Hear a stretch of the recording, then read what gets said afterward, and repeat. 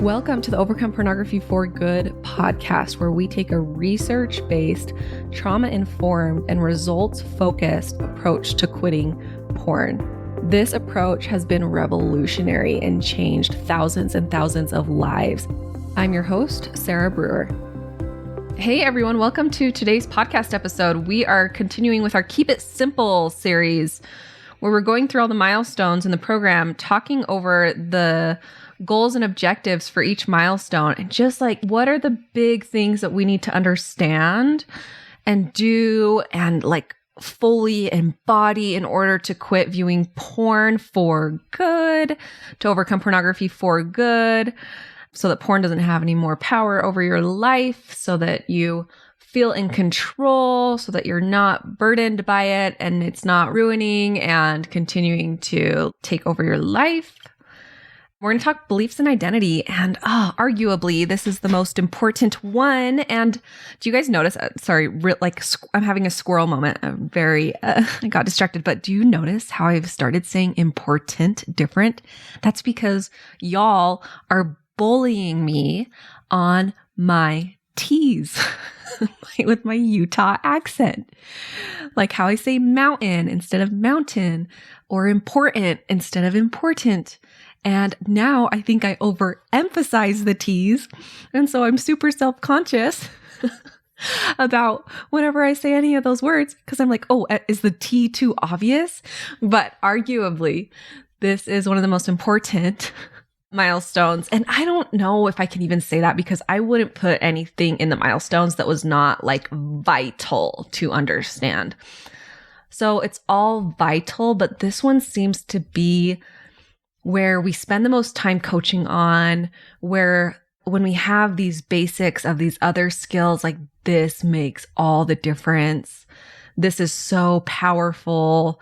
This is, I don't even know. This one is just huge, huge, huge. And let's talk about it. So the beliefs and identity, you are what you think. You are who you believe you are. And many of us are given identities that we didn't really ask for, and we're just kind of conditioned into us. And so now that we're adults, we get to take a minute and we get to see what is ours, what was given to us, and what we want to keep. I was listening to some podcast, I don't remember what, but they were talking about, midlife crises, or maybe even younger, adult crises, where you see that, you have this beautiful garden, and your whole life you've been given plants to plant in this garden, and you have some of your own plants, but you have other plants. And there comes a time when you get to look at your garden and say, okay, what is from me? What is from other people? What do I want to keep? And what do I want to dig up and get rid of? And so that's what we do in the beliefs and identity module. This is life changing to do this work, even just to realize that the beliefs you have are not just true, and you can truly pick and choose any beliefs that you want. Beliefs are just thoughts that you've thought over and over and over again. Even stuff like, oh, I'm not a morning person, right? You can hold on to that. There's nothing wrong with that. I kind of have that as a belief about myself. Yeah, I do better at nights than morning, and it doesn't negatively affect my life, but it's also not just a fact. It's something that we've thought about ourselves over and over and over again, something that we were told about ourselves over and over and over again. We can change that if we want to do the work to do that. So for those of us, we were told things about ourselves. You're too dramatic. You're not really smart. Maybe you had a teacher who told you that. These are all beliefs that get, like the garden analogy, that were maybe planted and starting to bloom. And we can choose to dig those out and change those. Oh, it's so powerful. It's so, so, so powerful. So let's go through the points in this one. Here's the simple thing. And right, remember, this is simple. That doesn't necessarily mean easy, and doesn't necessarily mean that it's not work, but simple. We're keeping it simple, keeping out of the overwhelm. Remember, step by step, day by day, letting it all just work with you a little bit more every single day, letting the programs, for those of you who are in the program, letting it seep into you every single day, a little bit every single day. We don't have to have it all at once. We don't have to have it all in 6 months. We can take it step by step by step by step. So first one, the client is aware of their specific beliefs, keeping them from quitting porn, beliefs about themselves and beliefs about pornography. So this awareness piece is huge. You cannot change something that you're not aware of. And so often we think, like I said just a minute ago, we think that our beliefs are just facts. We think our beliefs are just facts. So I'm not smart. And then you have all this evidence in your brain for why you're not smart. So maybe you have some evidence like I got a C on this test and I read this article and didn't understand it, and I don't know a lot about World War II or whatever that is. Okay. So that's the evidence you have for this belief that you are not smart. Now, I am not smart is a thought, a belief. The fact, the only fact, so we want to like separate, this is a part of the becoming aware of the beliefs, is separating the fact from the story. The fact is I got a C- on my test. I read this article. I only know basic World War II facts, whatever those are. You put the facts in there and then we play with that. We ask ourselves, is there any evidence that you are smart? Do we want to try to change this belief? How can we start doing that? And then we start to find evidence for the other side. And you can find evidence for whatever it is you want to start believing. Every belief that you have is just something you've thought over and over and over and over again, and you have a lot of evidence for it. And so if we want to change that belief, we have to start thinking different thoughts and finding evidence for something different. And this is a ton of the work that we do in coaching calls. We go through all those specifics with you and really work through it. So we want to change and become aware of those beliefs we have about ourselves. And then we want to become aware of beliefs that we have about pornography and sexuality. So those might be beliefs like, I get pleasure from it. It helps me relieve stress and it gives me new experiences. Those are some examples I took from my What's Possible interview with Constantine. If that's released, you've got to go listen to that one. If it's not released yet, make sure that you're looking forward to that and listening to that episode. But some of these beliefs that we have now, it's really important that we understand, and this is point number 2. So number 1, we become aware of these beliefs. And, we've got worksheets on that. You work with your coach through that. You answer questions. It's like a deep dive, sitting down, journaling. What are my beliefs about myself? What are my beliefs about porn? Answering the prompts. Some of the prompts might include like, what does porn give you? What does porn take away from you? What are things you were taught about sex and sexuality? What was taught to you about porn? What did your parents teach you? What did your church teach you? What did your community teach you? And you'll find a whole bunch of things, right? Like even things like men are sexual beings and they can't really control themselves when this happens. And those little beliefs, right? Someone might not say that specifically to you, even though people do say that specifically, but it'll like come up with, people, talking to the women about how they dress, because if you dress a certain way, people are going to have all these thoughts about you and you're going to become walking pornography for people, right? Little tiny things like that, that just the underlying message is that men can't control and they're just super hypersexual beings, right? If you're a woman struggling with this, it can be beliefs about women too that bring a lot of shame. Women shouldn't be sexual creatures. Women aren't sexual. Sexuality is gross and bad for women. Just little tiny things that you'll have to like dig deep and think about. What were all the things I was taught about sex? What are all the things I was taught about porn? What are all the things I was taught about myself? And then you'll start to, find these things, even things like porn is really, really addictive. Like you don't want to look at porn once because it's just so enticing. It's so great. Your brain, it just loves it so, so much. All of these beliefs. And right, we might think that those are just fact, but we want to just write them down and start to tease them out. Are these facts or are these beliefs? Are these facts or are these beliefs? These are facts if you can go into court and prove it. So a fact is going to be, I viewed porn X amount of times. A fact is not, porn is super appealing. Now, another thing here with facts versus thoughts, a fact has to be true for everyone. So it can't be a fact that porn is appealing because it's not appealing for everyone. That's a belief that you have about it for you. And we're just looking at this as scientists, right? Oh, what are my beliefs? Oh, that's interesting. Maybe that's even most people's beliefs. That's so interesting, but it's not a fact. And we're not shaming ourselves for these beliefs. There's nothing wrong with you for having these beliefs. It's just interesting. Okay. So the second point is that the client understands how to question, challenge, and change these beliefs. I dive into this process in that beliefs and identity milestone. So make sure you go and watch that, those of you who are in the program. But let me give you like a simple outline that I go back to a lot. The step to changing your beliefs. First, you've got to understand some basics about beliefs. That our beliefs, they're different for everyone because we've all thought different things our whole life. So just really, really understanding that beliefs are not just fact. They're not. That's why everyone has different beliefs. That's why everyone has different lives. That's why everyone has all these different results. Beliefs are things that you've thought over and over and over and over again. You want to keep some, you want to get rid of some. And so the 3 steps to changing these beliefs, like if you want to start believing that you have control instead of believing that you are out of control, how you're going to do that is number 1, notice. Notice the belief. Notice that it is a belief. If you think of something as just fact and you're having a hard time seeing it any other way than fact, bring it to a coaching call. Will help you. So that's step number 1. Notice, recognize, fill out those worksheets, do those prompts, get into those beliefs. What are those beliefs? Step number 2 is you have to be willing to be wrong about it. Sometimes it'll be quick and easy to disprove. Other times it's going to take some time and some work to be willing to be wrong about it. That's the only place you have to start. So the belief is I'm lazy. Am I willing to be wrong about that? Yeah, maybe I'm wrong about it. Right? Because sometimes if we just go to, well, actually I'm not because X, Y, and Z, can you feel how sometimes that can bring up anxiety and pressure because you don't even believe, you're like, no, I am lazy. And just trying to convince myself I'm not feels like I'm lying to myself.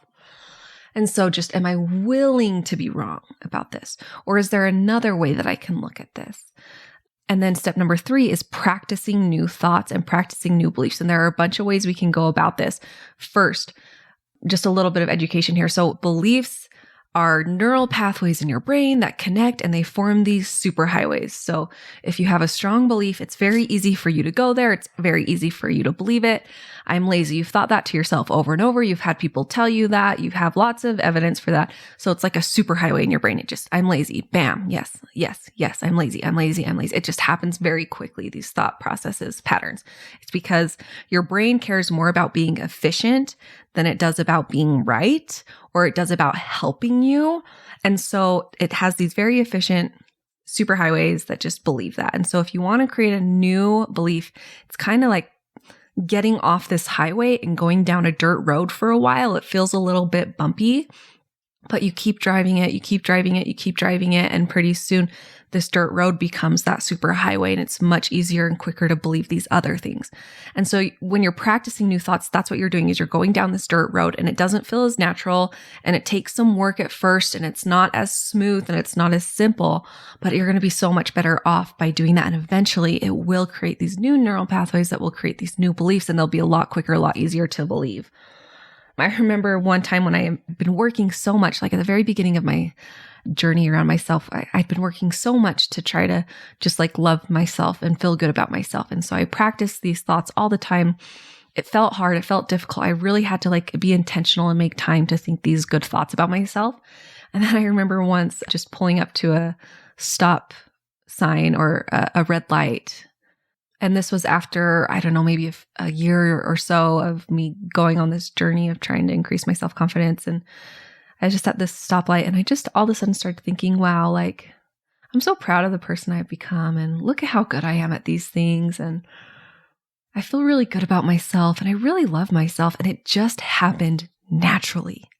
I didn't have to prompt it. I didn't have to work on it. It was like such a big moment for me where I was like, oh my gosh, these neural pathways have been created. And now here I am thinking these things naturally and easily. And those things have stayed with me. Those things have stayed with me. And so that's what we can do. And that's the practicing new thoughts. Now we want to do this with thoughts about ourselves, but we also want to make sure that we're doing this with thoughts about pornography. Because I just got off that interview with Constantine and now I'm working on recording some other episodes ahead of time. So that's on my mind. But the ones that he said were so good. So he had this belief that porn relieves stress. And does it? Kind of. Yeah, but he was willing to question that, willing to be wrong about that. And what he realized when he was just willing to be wrong about that, he's like, actually, porn does not relieve stress at all. It relieves stress for that moment. But then my life is so much more stressful because of porn, because of the effects it's having on my marriage, because of the effects that high levels of dopamine are having on my life. I'm actually pretty freaking miserable in my life. Porn is not. And it just hit him. It just clicked for him in that moment. Like, oh, porn is not helping me relieve stress. It's creating more stress. And that alone helped him just decrease his desire for porn so much, rewriting that belief. For that one was a pretty quick, simple one. It might not be that quick for you, but like really sit down and think about all the things you think about porn. What is porn offering you? What are those beliefs about porn? Sit down, be willing to be wrong about them, question them, challenge them, and practice new things. Now, another thing here with practicing new thoughts is it might take little baby steps. And so I have a whole video in the program around bridge thoughts. I might even have a podcast episode on it. But the idea is that you're taking little steps to a belief that you want. So you can't usually go from I hate my body to I love my body, but you can go from I hate my body to like neutral. It's just neutral. It just is. It's not good or bad. It just is. To my body, helps me do X, Y, and Z. It's functional. To I appreciate my body. Then eventually to I love my body, but it's going to be steps. We call those bridge thoughts. It helps you get to where you want to go when the jump seems a little bit too far. Okay. The third objective in this milestone is that the client knows how to use the belief plan exercise. Now listen, y'all go and listen to the belief plan episode. I'm not going to go into all the details of that because I have a whole episode on this, but this exercise is freaking game changing. I promise you. It's like one of my biggest life hacks is the belief plan, right? We have a plan for not viewing porn. We have a plan for the hard moments. We have a plan for when we slip up, but do we have a plan for how we're going to change our beliefs and what our new beliefs are going to be? That, my friends, is powerful and will create the deepest level of change for you. If you can change your beliefs, you can change everything. And that's really like the level of change that we want to experience in order to create lasting change. Anything else is just willpower. If you're changing without changing the beliefs, it's always just going to be willpower and it's not going to last. Okay. And then the last point here is that the client understands how vital belief work is and that it is in fact work. A lot of people come into the program. I hope you guys have heard me say this because I feel like I say this a lot. A lot of people come and start doing the work and they're like, all right, the work is going to be processing urges and not looking at porn and doing the learn and move on. But where the real work is the belief work, changing the beliefs. And this is why so much, especially if like the one-on-one coaching, you spend so much time with your one-on-one coach doing beliefs work. You don't need a one-on-one coach to do this. You can do it yourself, especially how we have it laid out for you in the program, or, you can listen to podcast episodes and start doing this work yourself for sure. But recognizing that it is work and it doesn't just happen. And so what I mean by that is you have to intentionally set aside time to work on your beliefs. So for example, right, if I wanted to change my workout routine, I would set aside time to go to the gym and to do the actual work, but I didn't set aside any time to change how I thought about myself and my beliefs about myself as someone who works out consistently. And once I started doing that, setting aside even just a few minutes to work on those beliefs, everything was so much easier. Everything changed so much quicker. The belief work needs to be prioritized. And this is that level that a lot of people don't even get to, the deep change level that a lot of people aren't even aware of when it comes to quitting porn. It's just about not looking. It's just about, the outside work. What this really is that inside belief work. It's also going to be a lot of healing old wounds, a lot of healing harmful beliefs that, hurt. And it's really, really beautiful work. So, okay. Thanks for being here. Remember, we're keeping it simple. That's what we have to understand about belief work. Please prioritize it. Go listen to that belief plan exercise. Like I typically offer at the end of the episodes, for anyone who's feeling called to come and join us in the program and do this work with us, helping you and working with you, you get lifetime access to coaching calls and Ask a Coach and all the good things. You can come and join us. We'll work through this with you, sarahbrewer.com/work with me. Have a great week. We'll talk to you guys next week. Bye-bye. I want to invite you to come and listen to my free class, How to Overcome Pornography for Good Without Using Willpower. We talk about how to stop giving into urges without pure willpower or relying on phone filters so that you can actually stop wanting pornography. We talk about how to stop giving up after a few weeks or months. And spoiler alert, the answer isn't have more willpower. And then lastly, we talk about how to make a life without porn easily sustainable and permanent. If you're trying to quit porn, this class is a game changer. So you can go and sign up at sarahbrewer.com/masterclass, and it is totally free.